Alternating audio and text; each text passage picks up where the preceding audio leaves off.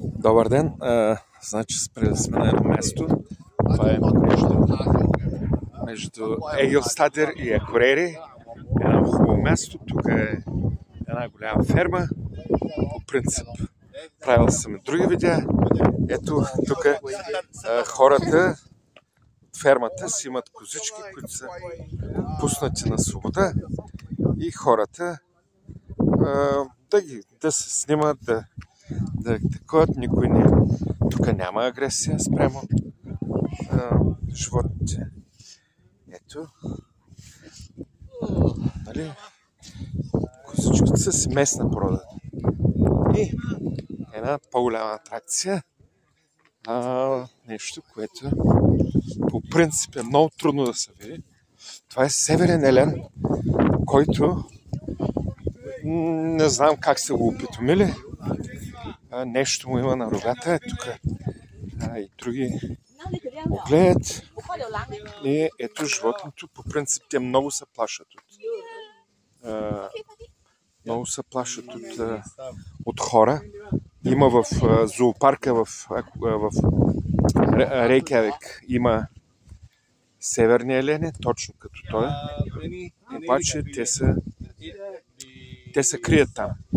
А той нещо има проблем с здравето и рогата му може би сега е малък или сега му растат рога или такива. По рогата има кръв явно, където животното си ги е чесал някъде. И ето животинката се стои тук и не е вързано нищо, не. Тук животните са на голяма почет, никой няма да вържи животно за атракция, просто тук си намерил на завет място и си почива. След време ще се възстанови, надявам се, и ще продължи своя път. Тук тия северни елени, за ваша информация, живеят на свобода. Не се отглеждат въобще в ферма. Няма такива ферми. Предполагам, че е забранено от закона. И си живеят тия животни на свобода, но много се страхуват от хората. Бягат и по принцип в Южна Исландия имаше такива. В Южна Исландия имаше много, обаче построиха там 2-3 нови хотела, има по-голямо присъствие на хора и животните бегат и се крият.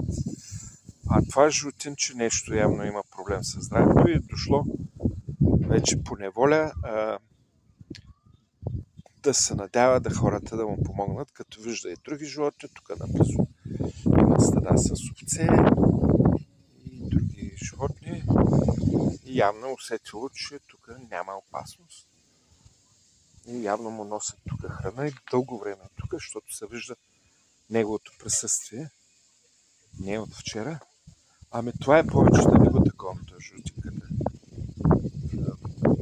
Да се възстановява. И такива отново ще видим нашите приятели. Козичките, които са някаква порода, така е по-малки са. Между другото, тук овцете не се доят. И козите също. Кози има съвсем малко. Смисъл не са много. Явно, защото не се ползват за вълна. Явно само за месо или за красота.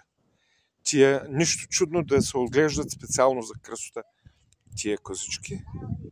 Защото не съм виждал никъде, абсолютно няма да се продава месо от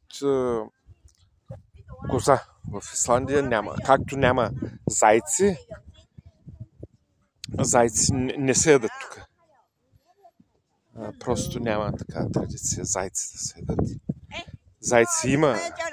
Не диви, ами те са питоми. Ги пускат на свобода понякога. Те само за красота се отглеждат зайците. И ето ги тук. Се стоят козичките, няма. Страх няма. Преживят спокойно. Там северния елен има доста присъствие. Животното се страхува. Там хората прекаляват, защото иска да го милва, пък тя рогата явно не знам нещо има и както и да бъде. Ами, това е моят репортаж. Благодаря ви от Исландия и благодаря ви много за това, че бяхте с мен. До чуване и до нови срещи, приятели. Да, чао.